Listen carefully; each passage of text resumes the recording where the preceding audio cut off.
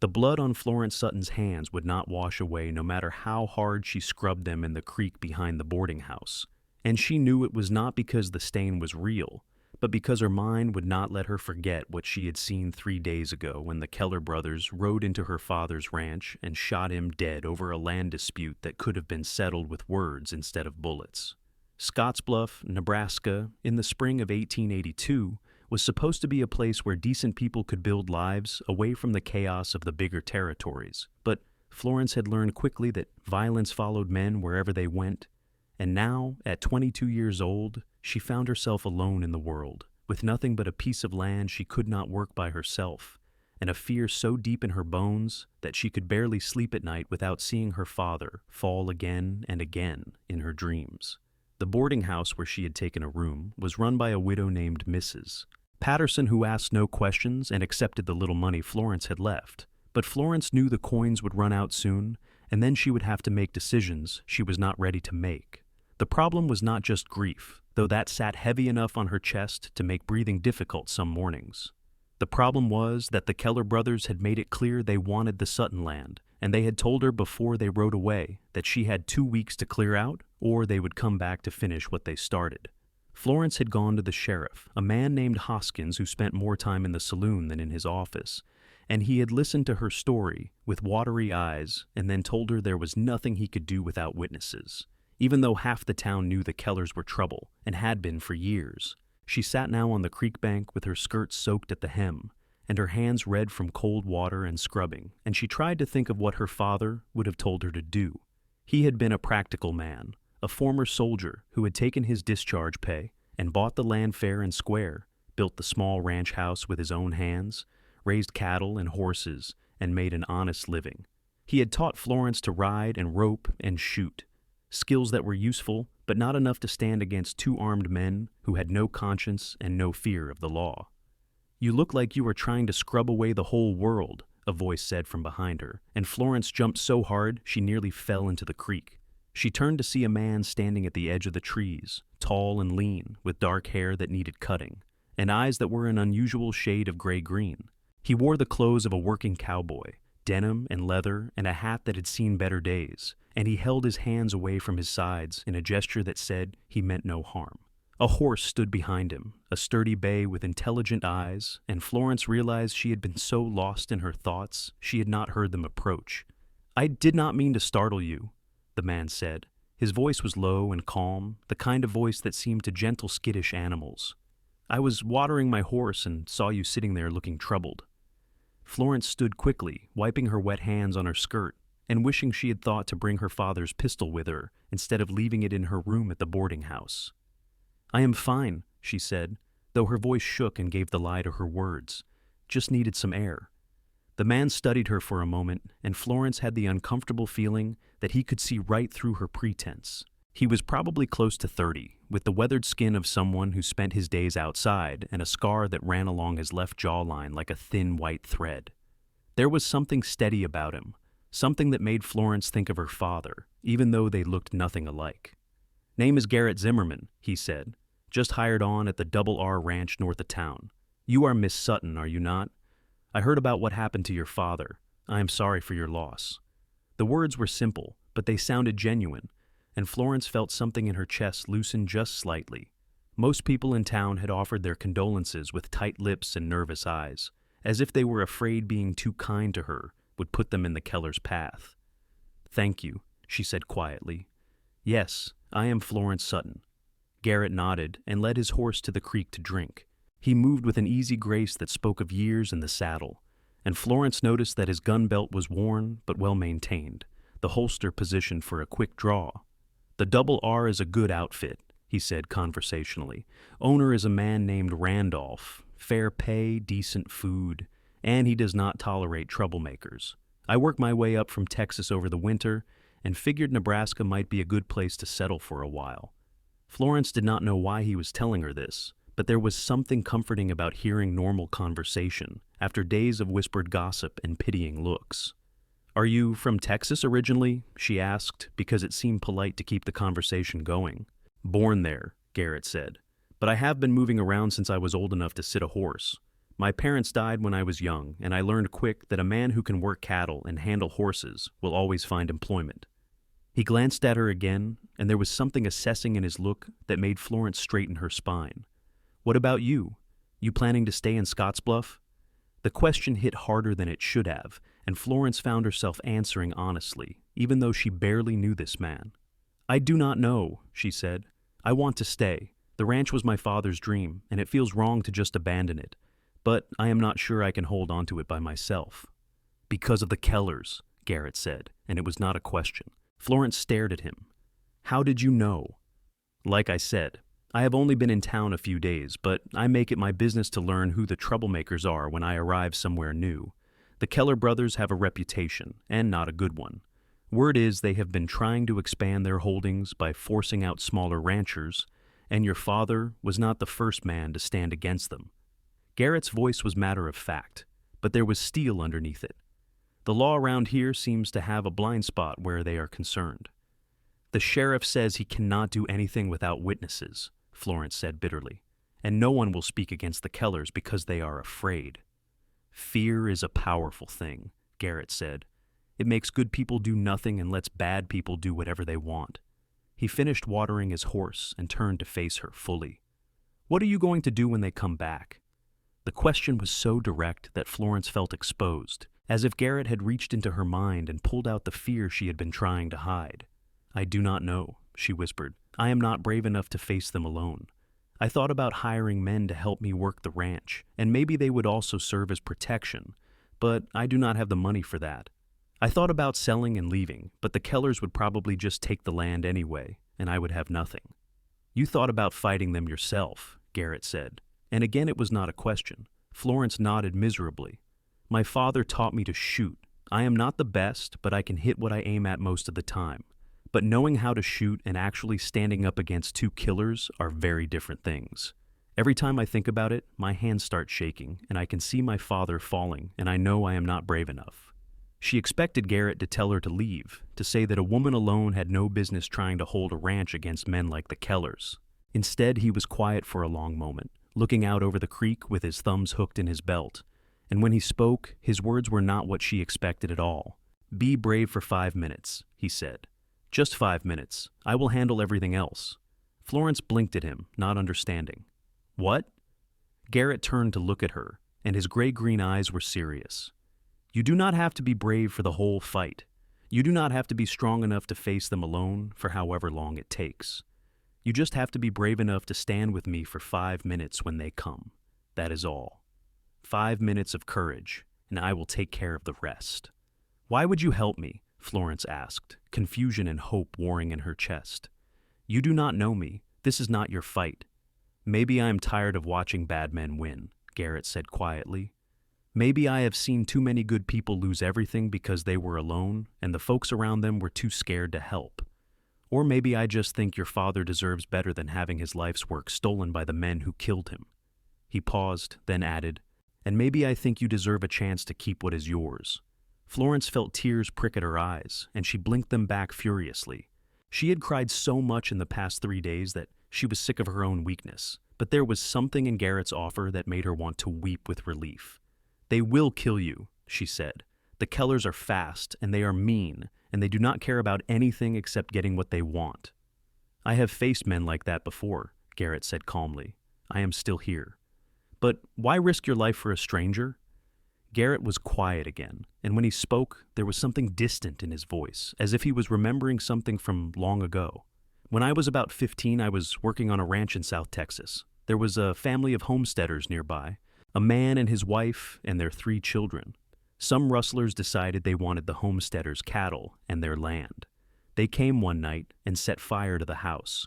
My boss at the ranch heard the shots and the screaming, and he gathered all of us workers, and we rode hard to help. We got there in time to drive off the rustlers and save the family, but just barely. The homesteader told my boss he did not know how to thank him, and my boss said there was no need for thanks because decent people help each other when they can. That stuck with me. He met Florence's eyes, and there was something fierce in his expression. I am not a hero, and I am not looking for glory. But I am a decent man, and you need help, and I can provide it. So I am offering. You just have to be brave enough to say yes and to stand when the time comes. 5 minutes. That is all I am asking." Florence felt something shift inside her, a tiny spark of the courage her father had always tried to teach her. 5 minutes seemed impossible, but it also seemed like something she might be able to manage if she knew she was not alone. "What do we do?" she asked, and her voice was steadier than she expected. "First, we go look at your ranch," Garrett said. "I need to see the layout and understand what we are working with. Then we prepare. The Kellers gave you 2 weeks, which means we have about 11 days left. That is enough time to get ready if we are smart about it." "I am staying at the boarding house," Florence said. "Mrs. Patterson, the woman who runs it, she has been kind, but I do not want to bring trouble to her door. I was afraid to go back to the ranch by myself." "You will not be by yourself anymore," Garrett said simply. "Get your things from the boarding house, and we will ride out to the ranch today. I will stay in the barn or the bunkhouse if you have one, and we will start making preparations.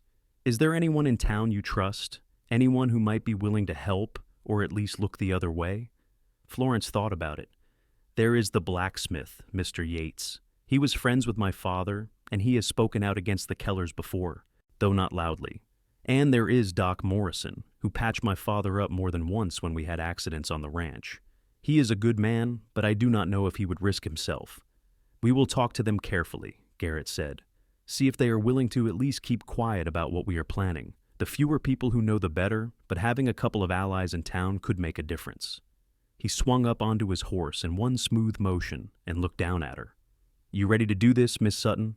Florence took a deep breath and nodded. "Call me Florence. And yes, I am ready." The ride back to the boarding house was short, and Florence felt her heart pounding the entire way. She kept glancing at Garrett, half expecting him to change his mind or disappear like a dream. But he rode beside her, solid and real, and somehow reassuring, despite the fact that she had only met him less than an hour ago. When they reached the boarding house, she dismounted and hurried inside, ignoring Mrs. Patterson's curious look, and gathered her few belongings into a carpet bag. The pistol went into the bag as well, heavy and cold, and Florence said a silent prayer that she would have the courage to use it if necessary. When she came back outside, Garrett had dismounted and was waiting patiently. He took her bag and tied it to his saddle without comment, then helped her mount her own horse, a gentle mare named Daisy that had been her father's gift to her 3 years ago. They rode out of town together, heading west toward the Sutton Ranch, and Florence felt the weight of eyes on her back from the townspeople who watched them go. The ranch was about 5 miles outside of Scottsbluff, nestled in a small valley with good grazing and a creek that ran year-round. The house was modest but well-built, 2 rooms with a sleeping loft and a stone fireplace that her father had been proud of. There was a barn that could hold 6 horses, a chicken coop that was currently empty because Florence had not been back to tend the animals since her father's death, and a small bunkhouse that had housed seasonal workers during roundup and branding time. Garrett dismounted and walked around slowly, his eyes taking in every detail. He checked the sight lines from the house to the barn, walked the perimeter of the property, and examined the approaches from different directions. Florence watched him work and felt a strange mix of gratitude and nervousness. This man was a stranger, but he was also the only person who had offered to help her, and she was trusting him with not just her property, but possibly her life. "It is a good setup," Garrett said finally, coming back to where she stood by the house. "Defensible if we are smart. The creek gives us water, and the house has a clear view of anyone approaching from the road. The barn is close enough to provide cover, but far enough that they cannot burn it and threaten the house at the same time." "You think they will try to burn us out?" Florence asked, alarmed. "I think they will try whatever they think will work," Garrett said bluntly. "The Kellers are bullies, and bullies tend to escalate when they meet resistance. But we have advantages. We know they are coming, we know approximately when, and we can prepare. They will expect you to either be gone or to be here alone and terrified. They will not expect organized resistance." He walked toward the house, and Florence followed. Inside it was dusty and cold because she had not been back to light a fire, and there were still signs of her father's presence everywhere, his coat hanging on a peg by the door, his favorite coffee mug on the table, the book he had been reading left open on the mantel. Florence felt her throat tighten, but she pushed the grief down. There would be time for mourning later. Right now she needed to focus on surviving. Garrett moved through the house quickly, checking the windows and doors. "We will need to reinforce these," he said. shutters on the windows that can be barred from inside, and we should move some furniture to create barriers. Do you have extra ammunition for that pistol? A box of it, Florence said. In my father's trunk. Good. What about food, water storage? There is a root cellar under the kitchen with preserves and dried goods, Florence said, and we can fill barrels with water from the creek. We will do that tomorrow, Garrett said. Tonight I want to get the animals settled and make sure the barn is secure. I will sleep out there, and you can have the house. In the morning, we will ride into town and talk to the blacksmith and the doctor, see if we can get some supplies and maybe some information about the Keller's movements. Florence nodded, feeling overwhelmed but also strangely energized. Having a plan made the fear more manageable, like she could see the shape of what was coming instead of just drowning in dread. Garrett, she said as he turned to go, and he stopped and looked back at her. Thank you. I know I already said it, but I mean it.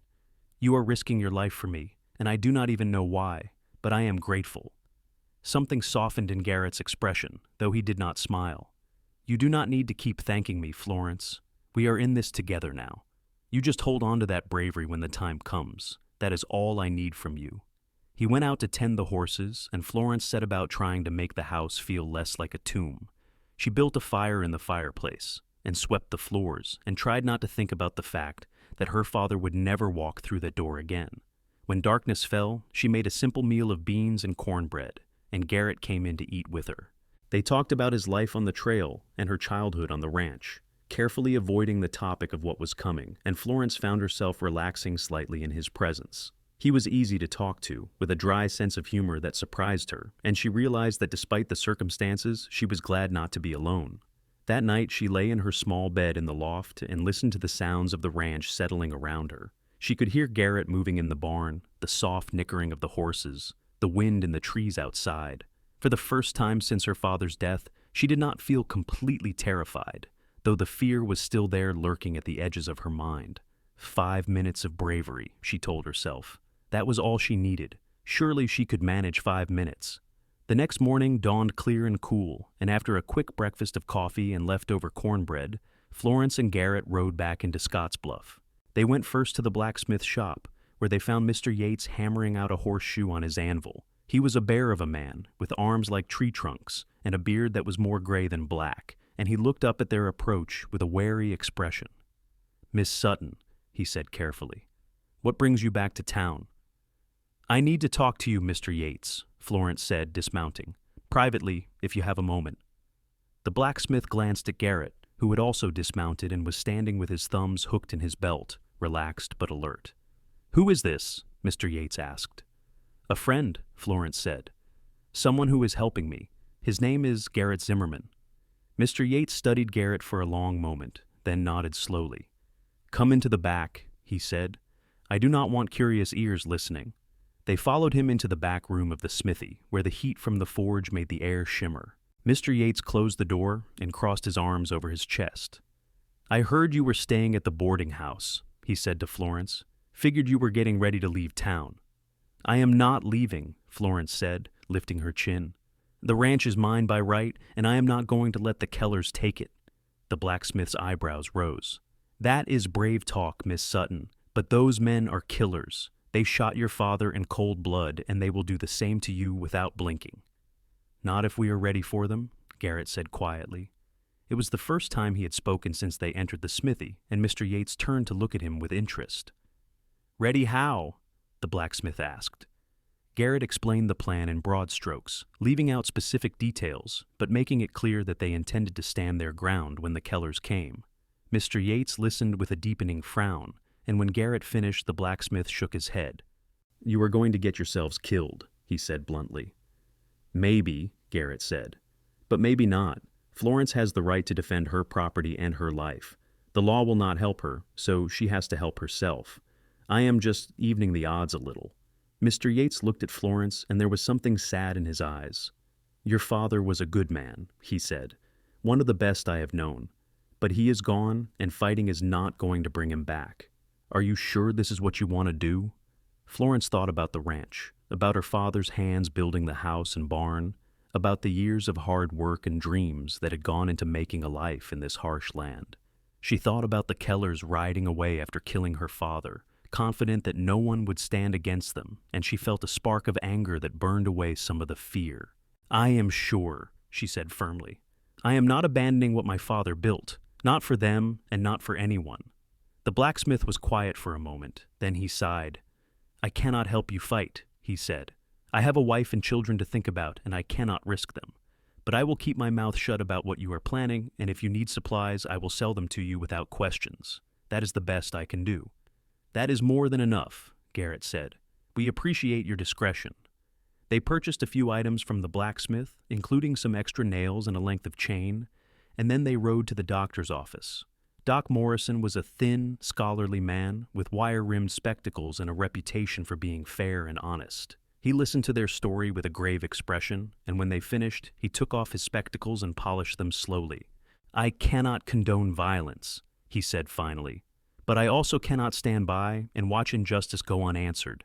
The Kellers are a stain on this community, and the fact that Sheriff Hoskins will not act against them is a disgrace." He put his spectacles back on and looked at Florence.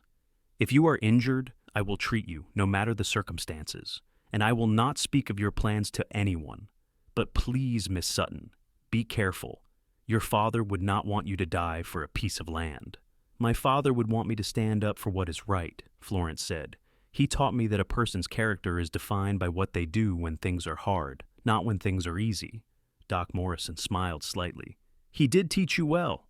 "Very well. I hope you survive to honor his memory." They left the doctor's office and rode back to the ranch, stopping to purchase supplies at the general store.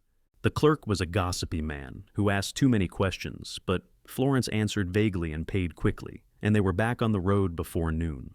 As they rode, Garrett talked about how they would prepare the ranch, where they would position themselves, what they would do if the Kellers tried different approaches. Florence listened and tried to memorize everything, knowing that her life might depend on remembering these details. The days that followed fell into a pattern. They rose early and worked until dark, reinforcing the house and barn, filling barrels with water, practicing with their weapons. Garrett taught Florence how to shoot more accurately, how to reload quickly, how to stay calm under pressure. He was patient but demanding, pushing her to be better but never criticizing when she made mistakes.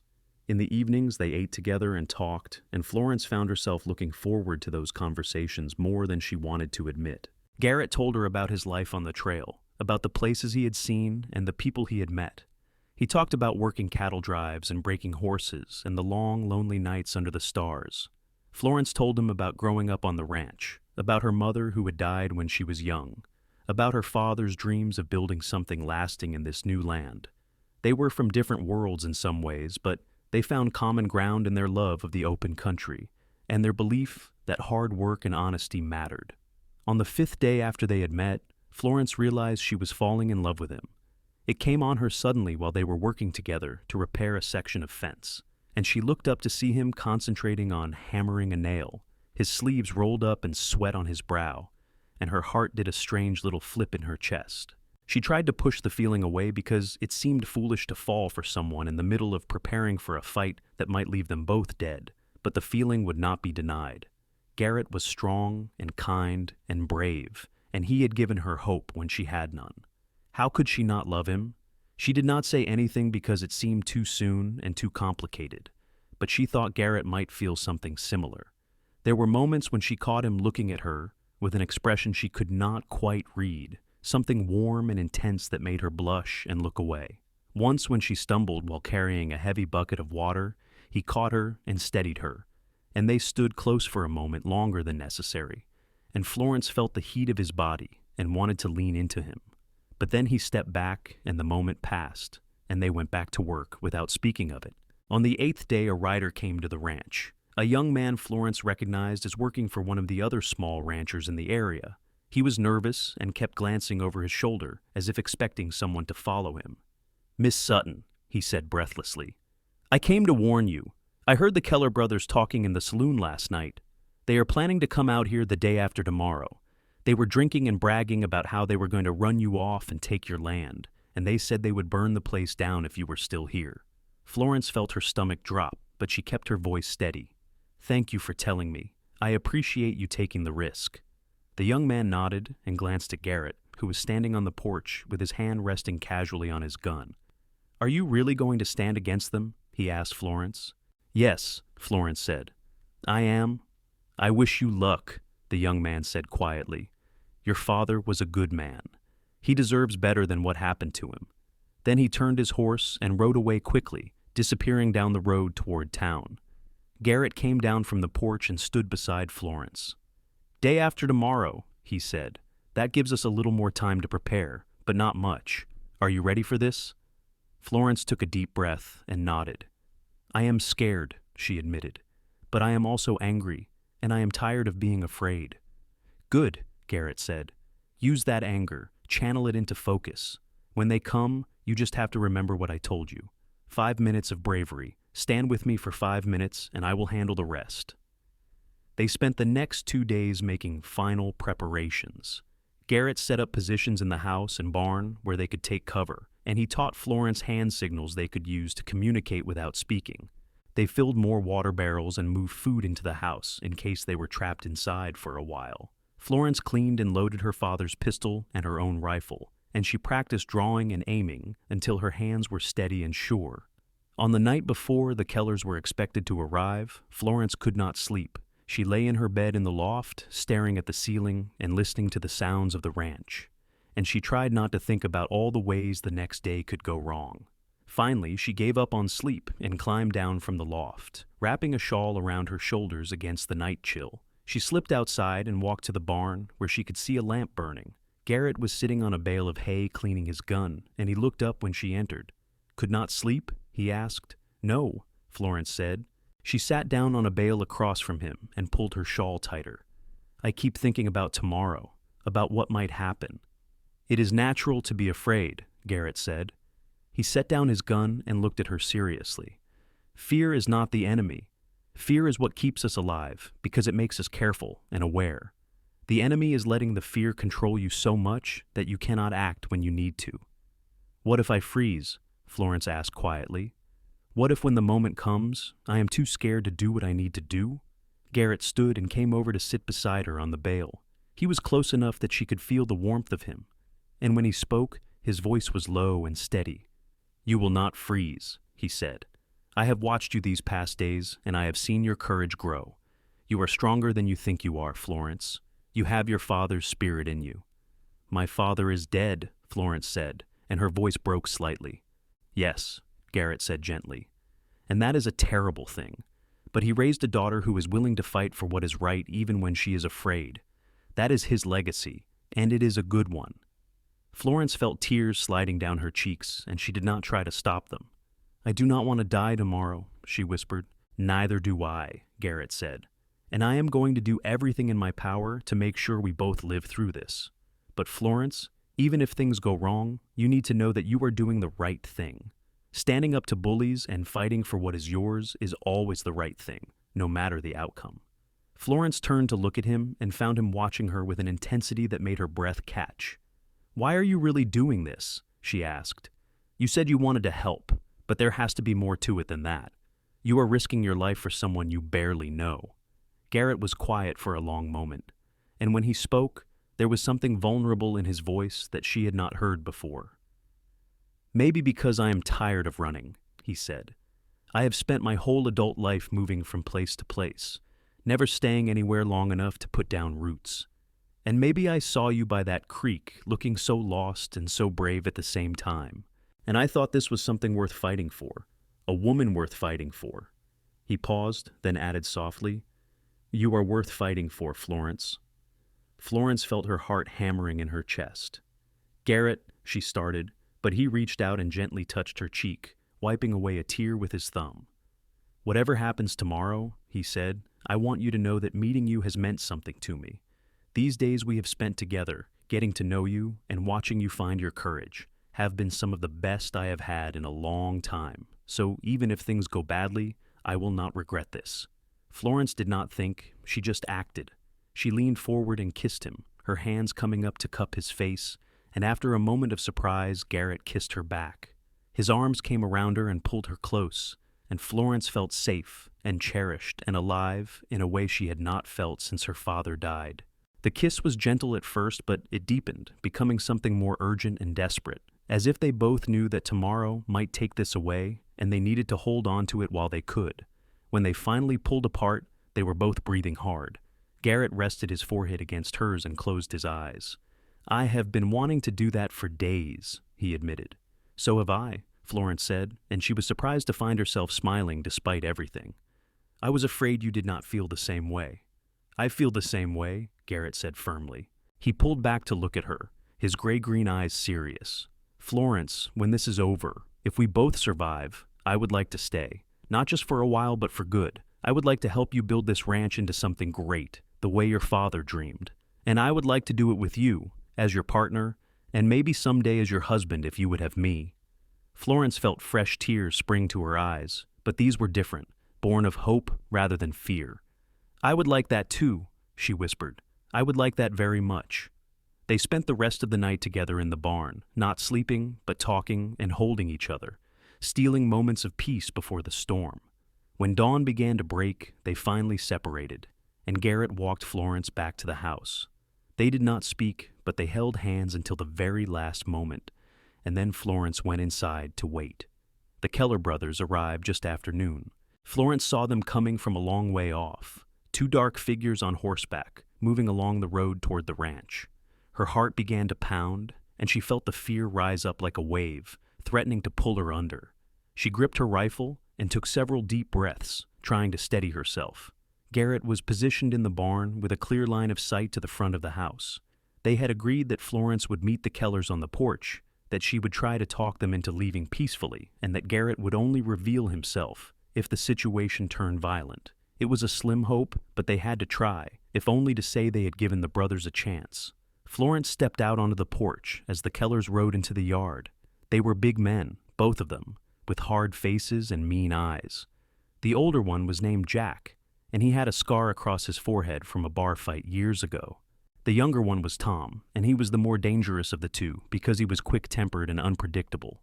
They reined in their horses about 20 feet from the porch and looked at Florence with expressions that made her skin crawl.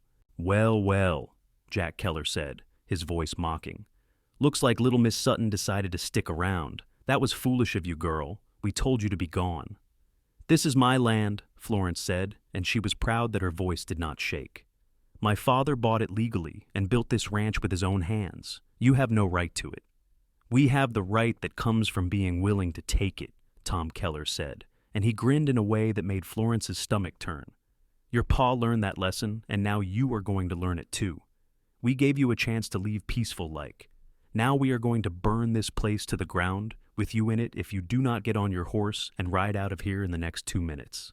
"No," Florence said, and she lifted her rifle slightly so they could see it.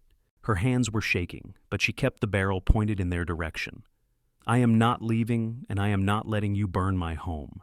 Turn around and ride away. This does not have to end in more bloodshed." Jack Keller laughed, a harsh sound with no humor in it. "You think you are going to stop us with that rifle? Girl, you are shaking so hard you probably could not hit the broadside of a barn. Put that down before you hurt yourself, and maybe we will let you walk away from this." Florence felt the fear clawing at her throat, making it hard to breathe. She wanted to run, wanted to drop the rifle and hide, wanted to be anywhere but here, facing these men who had killed her father. But then she heard Garrett's voice in her head, calm and steady. 5 minutes of bravery. Just 5 minutes. "I am not putting it down," she said, "and I am not leaving." Tom Keller's expression darkened, and he started to reach for his gun. Florence saw the movement, and time seemed to slow down. This was the moment, she realized. This was when she had to be brave. She tightened her grip on the rifle and started to raise it, her heart pounding so hard she thought it might burst. And then Garrett stepped out of the barn with his gun drawn and pointed at the Kellers. "That is far enough," he said, his voice carrying across the yard with absolute authority. "Put your hands where I can see them and do not move." The Kellers whipped around in their saddles, their horses dancing nervously. Jack's hand had been moving toward his gun, but he froze when he saw Garrett. "Who the hell are you?" he demanded. "Someone who is tired of watching you terrorize decent people," Garrett said. He moved slowly forward, his gun never wavering. "You have 2 choices. You can turn around and ride out of here and never come back, or you can draw, and we will settle this here and now. But I am telling you right now that if you go for your guns, I will put bullets in both of you before you clear leather." Tom Keller's face twisted with rage. "You are making a big mistake, mister. When we are done with you, there will not be enough left to bury." "Then draw," Garrett said calmly. "Prove you are as tough as you talk." For a long, tense moment, nobody moved. Florence could barely breathe as she watched the scene unfold, her rifle still pointed at the Kellers even though her hands were shaking worse than ever. She could see the calculation in Jack Keller's eyes, the way he was assessing Garrett and trying to decide if he could win this fight. Finally, Jack Keller smiled, but it was a cold, ugly expression. "We will leave," he said, "but this is not over. You just made enemies you do not want to have." "I am shaking in my boots," Garrett said dryly. "Now, get off this property before I change my mind about letting you go." The Kellers turned their horses and started to ride away, but as they reached the edge of the yard, Tom Keller suddenly twisted in his saddle and drew his gun. Florence saw the movement and screamed a warning, and Garrett was already moving. His gun came up and fired in one smooth motion, and Tom Keller jerked in his saddle and then fell to the ground. Jack Keller cursed and went for his own gun, and Garrett fired again. This time, Jack tumbled backward off his horse and lay still in the dirt. The echoes of the gunshots faded, and silence fell over the yard. Florence stood on the porch with her rifle still raised, her whole body trembling. Garrett lowered his gun and walked slowly toward the fallen men, checking to make sure they were no longer a threat. After a moment, he looked up at Florence and nodded. "It is over," he said. "They are both dead." Florence felt her knees go weak, and she sat down hard on the porch steps. The rifle clattered beside her, and she put her hands over her face, shaking uncontrollably. She had been brave for more than 5 minutes, but now that it was over, the fear and adrenaline were crashing through her in waves. Garrett came over and sat beside her, putting his arm around her shoulders. "You did it," he said gently. "You stood your ground. You were so brave, Florence." "I was terrified," Florence said through her hands. "I could barely hold the rifle." "But you did hold it," Garrett said. "And you stood there and faced them even though you were scared. That is what real courage is, not being unafraid, but being afraid and doing what needs to be done anyway." They sat there for a long time, holding each other while the sun moved slowly across the sky. Eventually, Garrett stood and went to deal with the bodies, and Florence forced herself to help. They wrapped the Kellers in canvas and loaded them onto their horses, and then Garrett rode into town to fetch the sheriff. Florence stayed at the ranch, suddenly exhausted beyond measure. Sheriff Hoskins came out with Garrett and Doc Morrison, and they examined the scene carefully. Florence told her story, and Garrett told his, and the doctor confirmed that both men had been shot from the front, which supported their claim of self-defense. The sheriff was not happy about having 2 dead men on his hands, but he could not dispute the evidence, and several people in town had heard the Kellers bragging about their plans to force Florence off her land. "I suppose this is what happens when the law does not do its job," Doc Morrison said pointedly, looking at the sheriff. "Good people are forced to defend themselves, and men end up dead." Sheriff Hoskins glared at him, but said nothing. He took custody of the bodies and told Florence and Garrett that there would be an inquest, but that he did not expect any charges to be filed. Then he rode back to town with the bodies in tow, leaving Florence and Garrett alone. They stood in the yard as the sun began to set, painting the sky in shades of orange and gold. Florence felt numb and tired, but also strangely light, as if a great weight had been lifted from her shoulders. "It is really over," she said quietly. "Yes," Garrett said. He took her hand and squeezed it gently. "You are safe now. The ranch is yours, and no one is going to take it from you." Florence turned to look at him and felt her heart swell with love and gratitude. "Thank you," she said, "for everything. For believing in me and helping me and standing with me. I could not have done this without you." "You are stronger than you know," Garrett said. "But I am glad I could help." He paused, then added, "And I meant what I said last night. If you still want me, I would like to stay. I would like to build a life here with you." "I want that more than anything," Florence said, and she stepped forward and kissed him. This time there was no desperation in it, just love and hope and the promise of a future together. In the weeks that followed, life began to return to normal. The inquest cleared both Florence and Garrett of any wrongdoing, ruling the killings justified self-defense. The story spread through Scottsbluff and the surrounding area, and Florence found that people's attitudes toward her changed. She was no longer seen as a helpless girl, but as a woman who had stood up for herself and survived. Some of the other small ranchers who had been intimidated by the Kellers began to speak more freely, and there was talk of forming an association to protect their interests. Garrett officially hired on as foreman of the Sutton Ranch, though everyone knew he was more than that. He and Florence worked side by side to repair the damage from years of her father managing alone, and slowly the ranch began to thrive. They bought more cattle and horses, fixed up the barn and bunkhouse, and planted a garden. Garrett proved to be not just a skilled cowboy, but also a smart businessman, and his advice helped Florence make decisions that increased the ranch's profitability. As spring turned to summer, Florence and Garrett's relationship deepened. They were partners in every sense of the word, working together during the day and spending their evenings talking and planning for the future. Garrett was patient and kind, never pushing Florence faster than she was ready to go, and Florence found herself falling more in love with him every day. In August, on a warm evening when the stars were bright overhead, Garrett took Florence's hand and led her out to the creek where they had first met. He had brought a blanket, and they sat together on the bank, listening to the water and the sounds of the night. "Florence," Garrett said, his voice serious, "these past few months with you have been the happiest of my life. I know I said I wanted to stay, but I need you to know that it is not just about the ranch or the work. It is about you. I love you. I have loved you since that first day when you were sitting here trying to scrub away your fear and your grief. You are the bravest, strongest, most beautiful woman I have ever met, and I cannot imagine my life without you in it." He reached into his pocket and pulled out a small box. Inside was a simple gold ring with a small diamond, nothing fancy but beautiful in its simplicity. "I know this is fast," Garrett said, "but I also know what I want. Will you marry me, Florence? Will you let me be your husband and your partner for the rest of our lives?" Florence felt tears streaming down her face, but she was smiling so wide her cheeks hurt. "Yes," she said. "Yes, of course I will marry you. I love you so much, Garrett." He slipped the ring on her finger, and then he kissed her, and Florence felt like her heart might burst with happiness. They sat by the creek for hours, making plans and dreaming about their future together. And when they finally walked back to the ranch, hand in hand, Florence knew that she had found her home, not just in this land, but in this man. They were married in September, in a small ceremony at the church in Scottsbluff.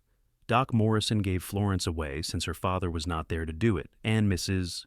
Patterson from the boarding house cried through the whole service. Mr. Yates the blacksmith was there, as were several of the other ranchers and townspeople who had come to respect Florence and Garrett. It was a simple wedding, but it was perfect. And when the minister pronounced them husband and wife and Garrett kissed her, Florence knew that she had never been happier. The years that followed were good ones. The ranch continued to grow and prosper, and Florence and Garrett earned a reputation as fair and honest people who treated their workers well and dealt squarely with everyone. In the spring of 1884, Florence gave birth to their first child, a son they named Henry after her father. Garrett was a devoted father, doting on the baby and helping with all the tasks that came with having a newborn. Florence marveled at how gentle he was with the tiny boy, this strong, tough cowboy who could face down killers, but who melted at the sight of his son's smile. 2 years later, they had a daughter, whom they named Grace. She had Florence's dark hair and Garrett's gray-green eyes, and she was a spirited child who kept them both on their toes. Henry was protective of his little sister, and Florence loved watching the two of them play together in the yard while she and Garrett worked. Life was not always easy. There were droughts and harsh winters, sick cattle and broken equipment, all the challenges that came with ranching in Nebraska.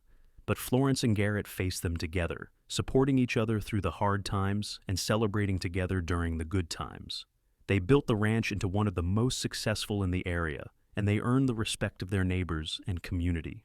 On quiet evenings, Florence would sometimes think back to the day by the creek when she had felt so lost and afraid, when Garrett had appeared like an answer to a prayer she had not known how to speak. She thought about his words, "Be brave for 5 minutes. I will handle everything else." Those words had given her the courage to fight for her future, and that fight had led to a life more wonderful than she could have imagined. As the years passed, the children grew, and the ranch continued to thrive. Henry showed an early aptitude for working with horses, and Garrett spent hours teaching him everything he knew about training and handling them. Grace was more interested in the business side of things, and Florence taught her how to keep books and manage accounts. Both children were bright and curious, and Florence and Garrett made sure they had opportunities for education, even though they lived far from any big cities. In 1890, when Henry was 6 and Grace was 4, Florence and Garrett decided to build a bigger house. The original ranch house was too small for their growing family, and they wanted something that would last for generations. They hired workers and spent the summer building a beautiful 2-story home with enough bedrooms for the children and any future additions to the family, a big kitchen where Florence could cook and bake, and a wide porch where they could sit in the evenings and watch the sunset. The new house was finished in the fall, and they held a party to celebrate. Friends and neighbors came from all over to see the new place and to congratulate Florence and Garrett on their success. As Florence stood on the porch watching her children play with the other kids and seeing Garrett talking and laughing with the neighbors, she felt a deep sense of contentment and gratitude. This was the life her father had dreamed of, a legacy built on hard work and courage and love.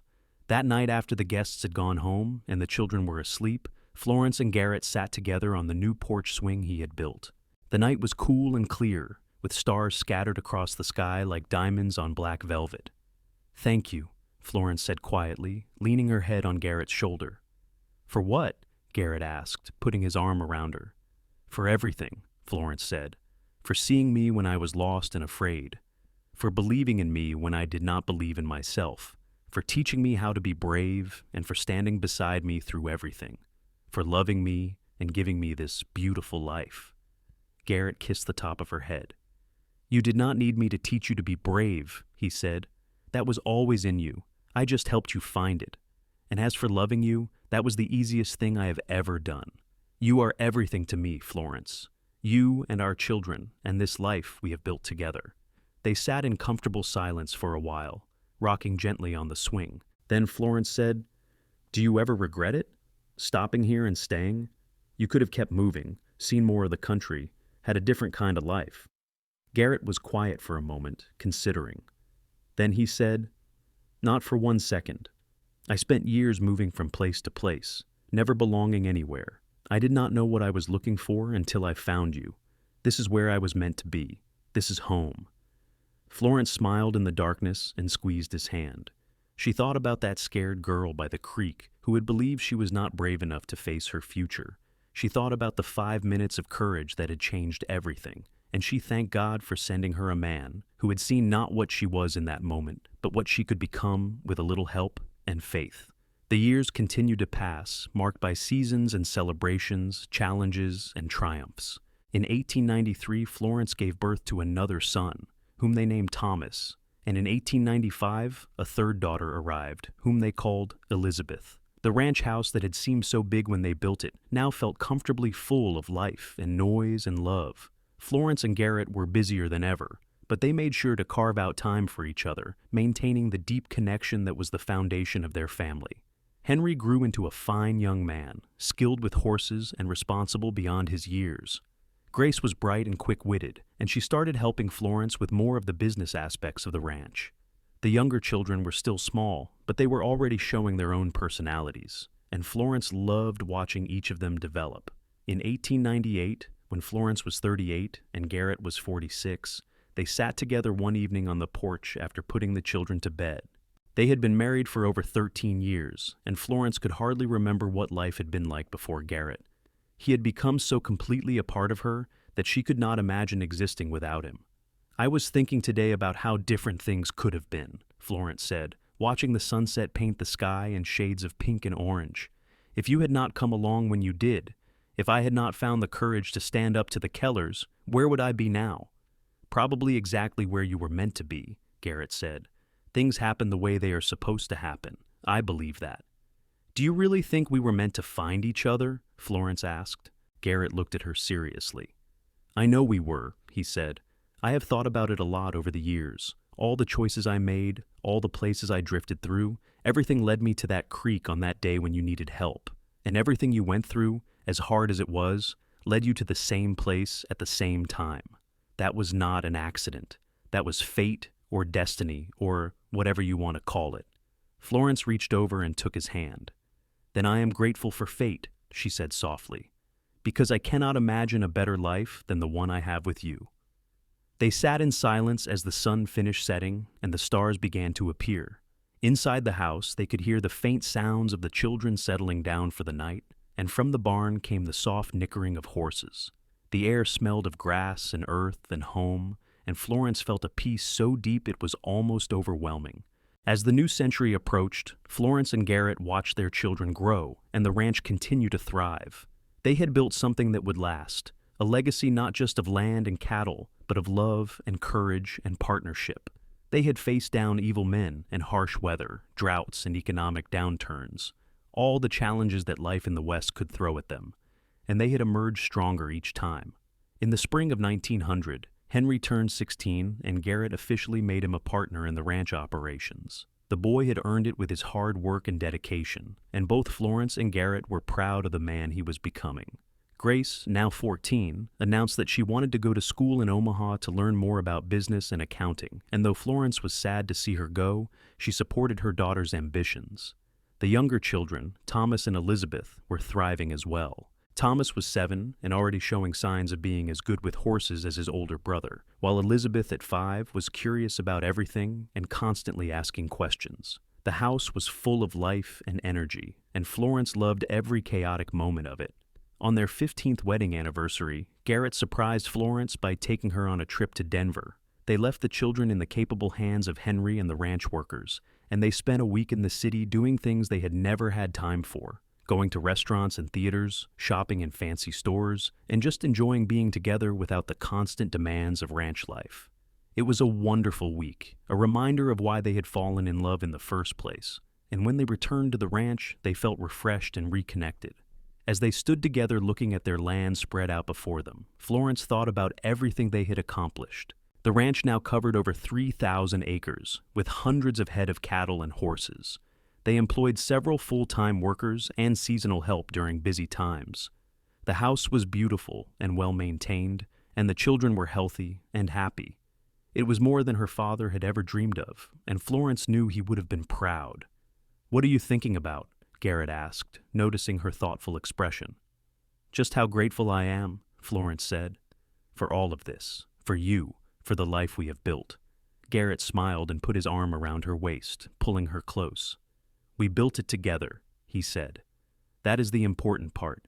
Everything we have accomplished, we did it as a team. That is what makes it special." Florence turned to face him fully, reaching up to touch his face.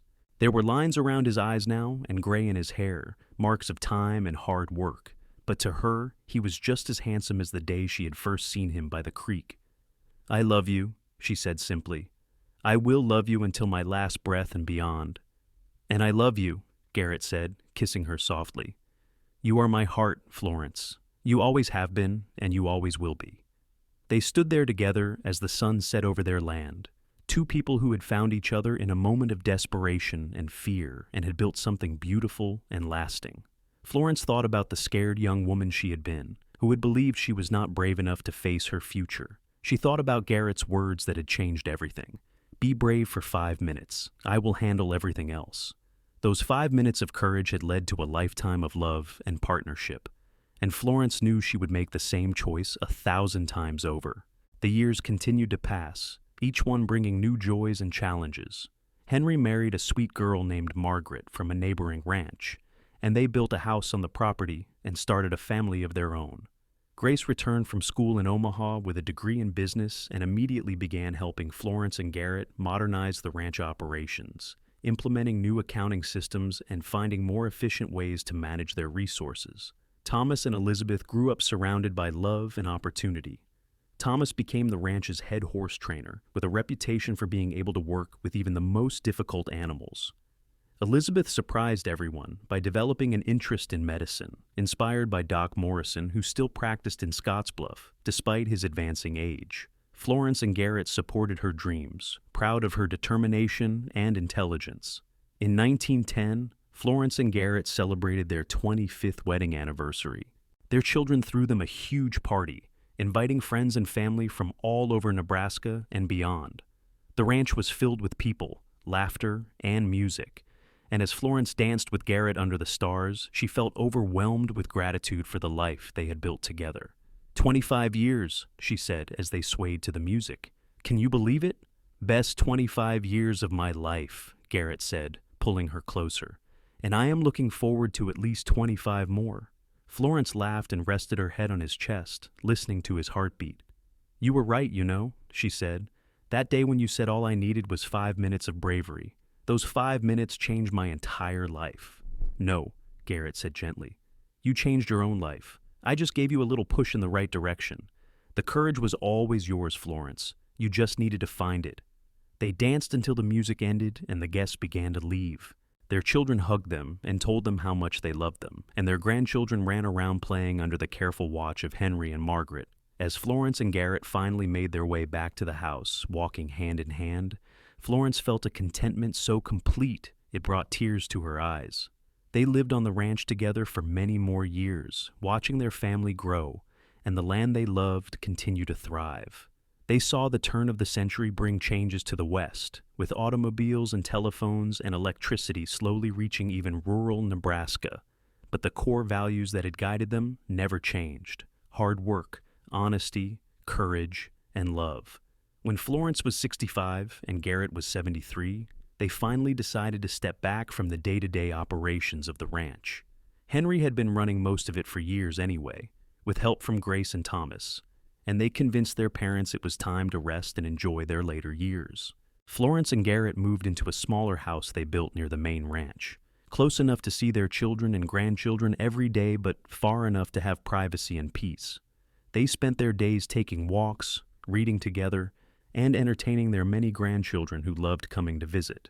Garrett taught the boys to ride and rope, while Florence taught the girls to cook and sew, though she was just as likely to teach them about business and independence. They were beloved by their family and respected throughout the community, known as the couple who had stood against impossible odds and built something lasting and good. On a warm evening in the summer of 1925, Florence and Garrett sat together on the porch of their small house. They were both in their 60s now, and time had marked them both with gray hair and lined faces, but the love between them was as strong as ever. They held hands and watched the sun set over the land they had fought for and built into a legacy. "Do you remember that day by the creek?" Florence asked quietly. "When you first told me to be brave for 5 minutes?" "I remember every moment of that day," Garrett said. "You looked so lost and so determined at the same time. I knew right then that you were special, that you were worth fighting for." "I was so afraid," Florence said. "I thought I would never be strong enough to face what was coming, but you believed in me even when I did not believe in myself." "You just needed someone to see your strength," Garrett said. "It was always there. You are the bravest person I have ever known, Florence." Florence smiled and squeezed his hand. "We made a good life, did we not?" "The best life," Garrett agreed. "I would not change a single moment of it." They sat in comfortable silence as the stars began to appear overhead. Inside the main ranch house, they could see lights coming on as Henry and his family prepared for dinner. In the distance, they could hear Thomas working with a young horse, his patient voice carrying on the evening air. Grace's automobile was parked by the barn, testament to the modern age that was slowly changing even their remote corner of Nebraska. Florence looked at the ring on her finger, worn smooth after 43 years of wearing it. She thought about the scared young woman who had accepted it by the creek all those years ago, and she marveled at how much had changed. That woman had learned to be brave, had learned to fight for what she loved, had learned that, with the right partner, anything was possible. "I love you," she said to Garrett. "Thank you for teaching me to be brave." "I love you too," Garrett said, lifting her hand to his lips and kissing it gently. "But you taught yourself, Florence. All I did was stand beside you while you found your courage, and it has been the greatest honor of my life to be your husband and your partner." They sat together until the last light faded from the sky and the stars shone bright overhead. Inside their small house was warm and welcoming, filled with memories of a lifetime together. Outside was the land they loved, the ranch they had built, and the family that was their greatest legacy.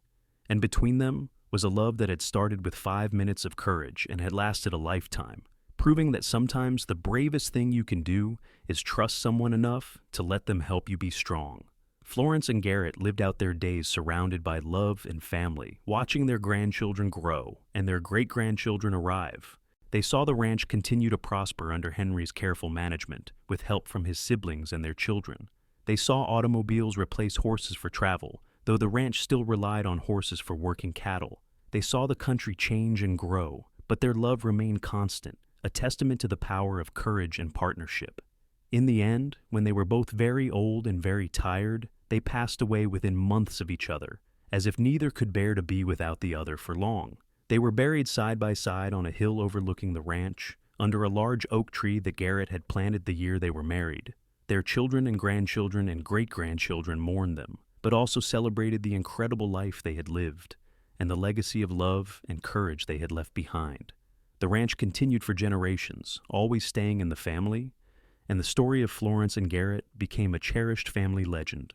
They told their children how Florence had faced down killers to keep her father's dream alive, how Garrett had appeared like a guardian angel and given her the courage to stand. They talked about how 5 minutes of bravery had changed everything, and how that lesson applied to all of life's challenges. They spoke of partnership and love, of facing fears together, of building something lasting through hard work and devotion.